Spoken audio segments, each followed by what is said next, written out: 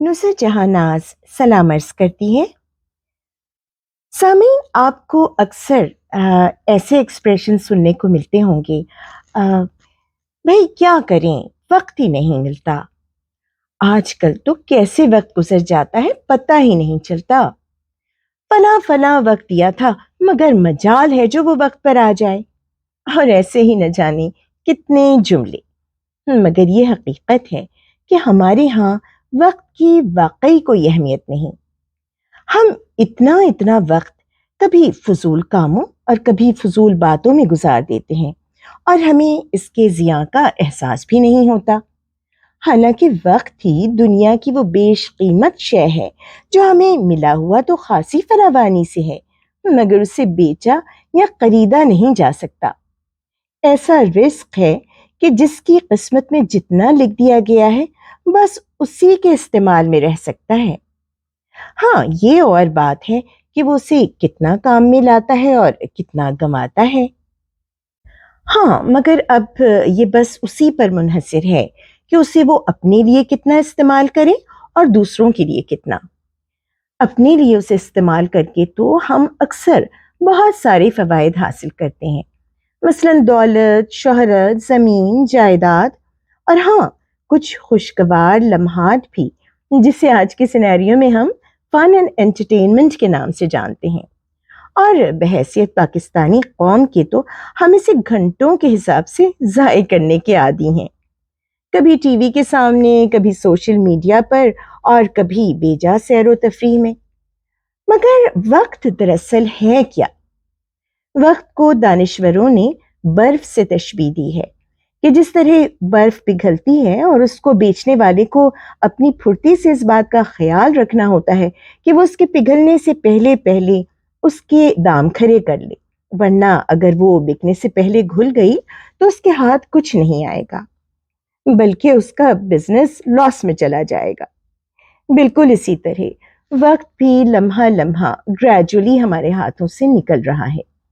अगर हमने वक्त पर ये चेक कैश नहीं किया तो बहुत मुमकिन है ये बाउंस हो जाए। यानी जैसे ही हमारी रूह कब्ज हुई, जिंदगी का ये चेक अपनी कीमत, अपनी वक़्त खो देता है, बल्कि मौत के फरिश्ते के नजर आने के साथ ही वापसी के तमाम रास्ते ब्लॉक हो जाते हैं। अगर आप चाहें कि लास्ट मोमेंट पर तौबा कर ली जाए तो यह कतई नामुमकिन हो जाता है। यह एक ऐसी गॉड गिफ्टेड कमोडिटी है जिसे काम में लाकर हम न सिर्फ ये कि इस दुनिया की नेमतें कमा सकते हैं, बल्कि दोनों जहां की नेमतें पा भी सकते हैं। ये तो आजकल हम सभी जानते हैं कि दुनिया सिर्फ इस ज़मीन तक महदूद नहीं रही, बल्कि जैसे जैसे इंसानी जहन इर्तिकाई मराहिल तय कर रहा है, उसके सामने पूरी यूनिवर्स खुलती जा रही है। जो लोग अपनी इंटेलेक्ट यूज़ करते हैं वो न सिर्फ इससे अमेज्ड होते हैं, बल्कि इससे बढ़कर वो इसके खालिक के और ज़्यादा शैदाई हो जाते हैं।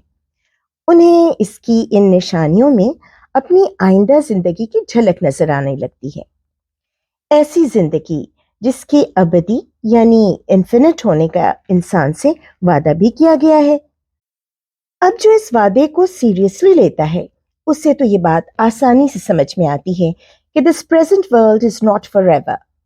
चारों नाचार हमें इसे छोड़ना है, चाहे कोई इस दुनिया से कितनी ही मोहब्बत करे या कोई उससे कितना ही तंग और दुखी हो। हर दो सूरत में हमें इससे मुंतकिल होकर एक और जहां में जाना है। अच्छा, एक बात इस ज़मन में मुझे याद आई।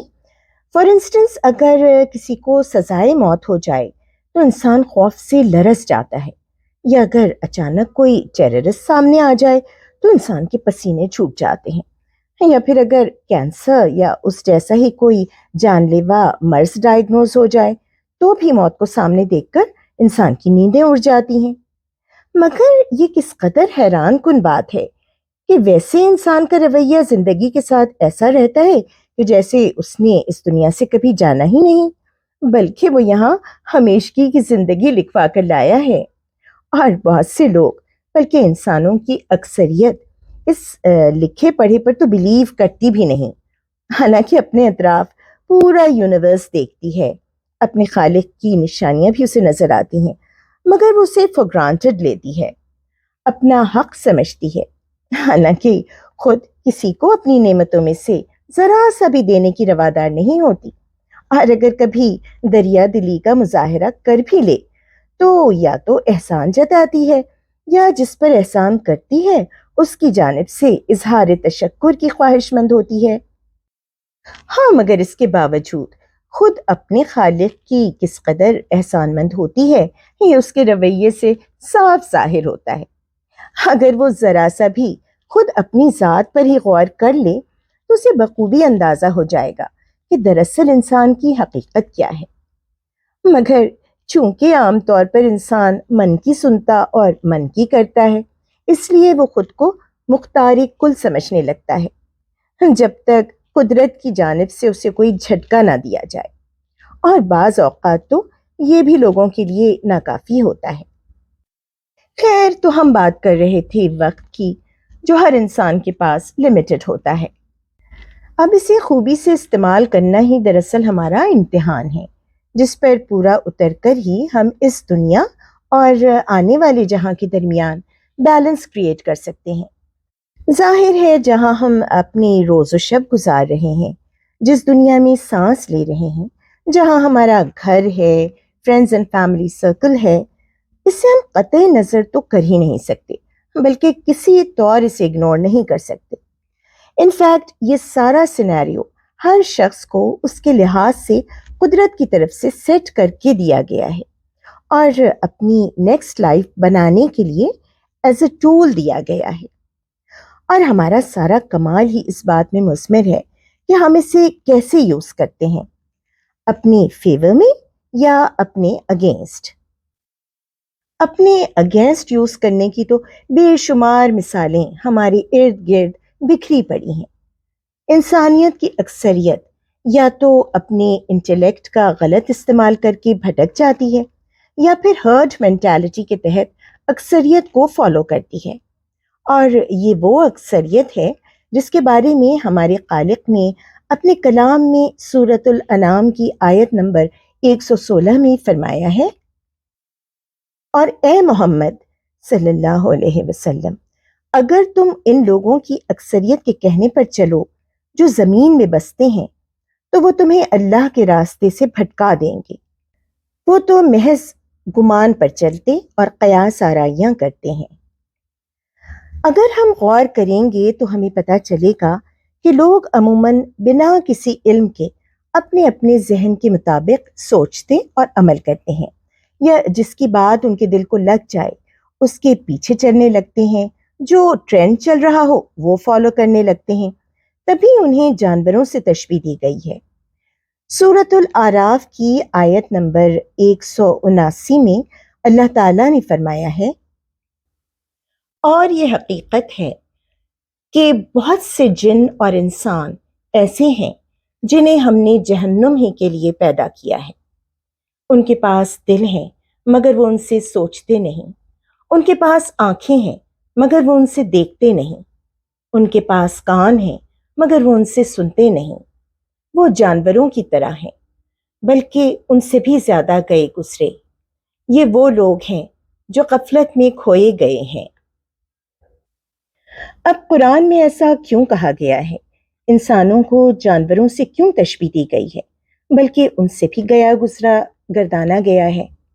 ایک ایوریج آئی کیو لیول کا بھی اگر ایجوکیٹڈ انسان ہو تو وہ یہ ضرور سوچے گا اور اس پر غور و فکر بھی کرے گا۔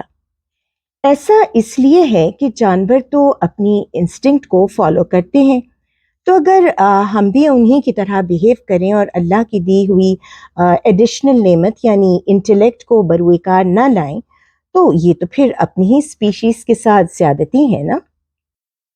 جانور اگر شکار کر کے کھاتا بھی ہے تو بقدر ضرورت، انسان کی طرح لالچی نہیں کہ ضرورت پوری ہو جائے تو ذخیرہ کرنا شروع کر دے، اپنے جیسے انسانوں کے ساتھ ظلم و جبر سے پیش آئے۔ جب وہ انسانیت کے معیار سے گرتا ہے تو پھر جانوروں سے بھی زیادہ ڈیگریڈڈ ہو جاتا ہے۔ تبھی اللہ تعالیٰ نے اسے اپنے آپے میں رکھنے کے لیے وقتاً فوقتاً اتنے انبیاء اور رسل بھیجے، اتنے احکام، اتنی کتابیں دیں، مگر انسان کا مسئلہ یہ ہے کہ وہ اس سب کے باوجود بھی خود پر کوئی قدغن لگانا یا کسی پابندی میں رہنا پسند نہیں کرتا۔ چلیے یہ تو آبویس ہے کہ بیسیکلی اسے جنت کے لیے کریٹ کیا گیا تھا، اس لیے اس کی فطرت میں انڈیپینڈنس کوٹ کوٹ کر بھری ہوئی ہے، مگر اسے اللہ کے دیے ہوئے فکر و شعور کو استعمال کر کے یہ بات بھی جاننا ضروری ہے کہ اللہ نے یہ آزادی، یہ اختیار اسے محدود دیا ہے اور اسے اپنی کسی نہ کسی مجبوری پر وقتاً فوقتاً کمپرومائز تو کرنا ہی پڑتا ہے۔ مثلاً انسان کا اس بات پر کوئی اختیار نہیں کہ وہ کب اور کہاں پیدا ہو جائے، اسے کون سی سرزمین میسر آئے، کیسے والدین اور کون سا خاندان ملے، کیا رنگ و روپ، کیسا بدن، کتنی صحت، اور ہاں سب سے اہم، دنیا میں کتنا وقت اس کے مقدر میں ہے۔ پھر اس کے علاوہ بھی بہت سے اختیارات اسے محدود ملے ہیں، مثلاً جیسے وہ ایک ٹانگ پر کھڑا تو ہو سکتا ہے مگر دونوں ٹانگیں اٹھا کر کھڑا نہیں ہو سکتا، چل سکتا ہے، دوڑ بھی سکتا ہے مگر طویل فاصلوں کے لیے سواری کا محتاج ہے۔ یہی احتیاج، یہی ریکوائرمنٹ اسے فضا میں اڑنے کے لیے درکار ہے۔ یعنی بہت سارے قدرت کے اصول و ضوابط، یعنی سائنٹیفک رولز اینڈ ریگولیشنز اسے دنیا میں غیر محدود نہیں بلکہ ایک حد تک اختیار دیتے ہیں۔ یہ اور بات ہے کہ انسان یہ اختیار بھی عموماً غلط استعمال کر جاتا ہے۔ اگر مکمل دے دیا جاتا تو جانے کیا ہوتا۔ تبھی باقی اختیار اللہ تعالیٰ نے جنت میں دینے کا ارادہ کیا ہے، جہاں متقی انسانوں سے وعدہ کیا گیا ہے کہ جو چاہو کہ ملے گا۔ تقویٰ ہی وہ معیار ہے جو انسان کو اور مخلوقات سے ممتاز کرتا ہے۔ اسی بنیاد پر ہمیں سارے احکامات دیے گئے ہیں جن پر عمل کر کے ہم ان بہشتوں تک رسائی حاصل کر سکتے ہیں، اور وقت ایک بیش قیمت اوزار کی طرح انسانوں کو عطا کیا گیا ہے کہ جس سے ہم اللہ تعالیٰ کی مرضی کے مطابق اپنی زندگی کو ڈھال کر انمول اور دلاویز بنا سکتے ہیں۔ بس ضرورت ہے تو اس امر کی کہ ہم زیادہ سے زیادہ اس کے کلام سے نزدیک ہو کر اپنے آپ میں اس کا فہم، اس کی انڈرسٹینڈنگ پیدا کریں تاکہ خود اپنے نفس سے اپنا بچاؤ کرنے کے قابل ہو سکیں۔ ہمیں ایسے تمام کاموں میں جنہیں ہمارے خالق نے ہمارے لیے الاؤ کر دیا ہے کسی روک ٹوک کی ضرورت نہیں، مگر جن سے ہمیں منع کیا ہے ان سے خود کو روکنا ہمارے اپنے ہی حق میں اچھا ہے، کیونکہ جب ہم ایک غلطی کرتے ہیں نا تو وہ غلطی ہمیں لامتناہی غلطیوں بلکہ گناہوں کی جانب راغب کرتی ہے اور کرتی ہی چلی جاتی ہے۔ آج دنیا جس اخلاقی تباہی یعنی مورل ڈسٹارشن کی جانب رواں دواں ہے، یہ اس بات کا کھلا ثبوت ہے۔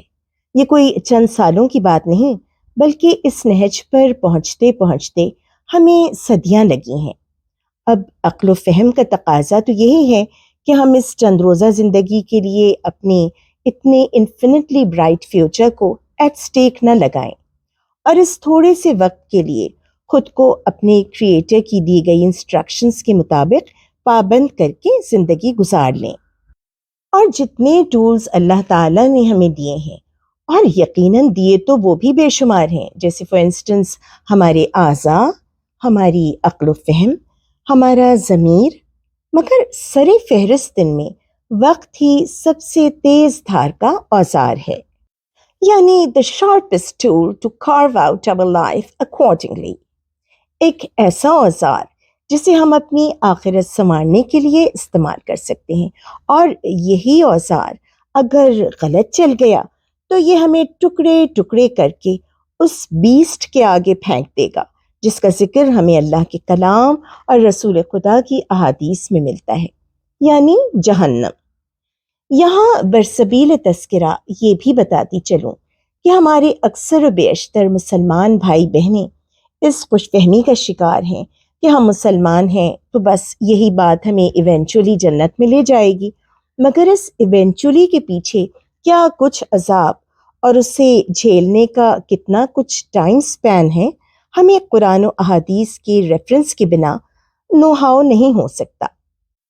لہٰذا بات پھر وہیں پر آ رکی کہ اللہ کے کلام سے زیادہ ان ٹچ رہنا شرط ہے، اور وہ بھی صرف زبانی کلامی نہیں، جس طرح ہمارے ہاں عام رواج ہے کہ بنا سمجھے بوجھے برکات اور جھاڑ پھونک کے لیے استعمال کیا جاتا ہے، اور عربی میں تلاوت کو کافی سمجھ لیا جاتا ہے، بلکہ اس کے سمجھنے سمجھانے، اپنے عمل کرنے، اپنے چھوٹوں کی تربیت کرنے کے لیے استعمال کیا جائے، اور حقیقت میں اسے پڑھنے اور سنبھال کر رکھنے سے زیادہ اس کا مقصد ہی استعمال کا ہے، ورنہ اللہ تعالیٰ اسے رسول خدا کے قلب مبارک پر نازل کرنے کی بجائے صحیفوں کی شکل میں ہی اتار دیتا کہ ہم اسے چوم چوم کر احترام سے رکھیں۔ دل پر اتارنے کا مقصد دل پر اثر ہے، اور دل پر اثر اسی وقت ہونے کے چانسز ہوتے ہیں جب کچھ سمجھ بھی آئے۔ یہ تو اللہ کا ایک ایسا انسٹرکشن مینول ہے جو ہمیشہ ہمارے سائڈ ٹیبل پر ہونا چاہیے، جہاں کسی مسئلے پر استفادے کی ضرورت ہو، and whenever we need to look into it, it's available۔ تو آئیے آج سے ہم کوشش کریں کہ زندگی چاہے جتنی بھی اٹریکٹیو شکل میں ہمارے سامنے آئے، ہم اس کو برتیں گے تو اللہ کی مرضی سے، اسی کی ہدایات کے مطابق۔ So let's sharpen our tool, تاکہ یہاں کی بھلائیوں اور نعمتوں کے علاوہ بھی ہمیں ہمیشگی کی نعمتیں اور بھلائیاں میسر آ سکیں، for ever and ever and ever again. اللہ نگہبان۔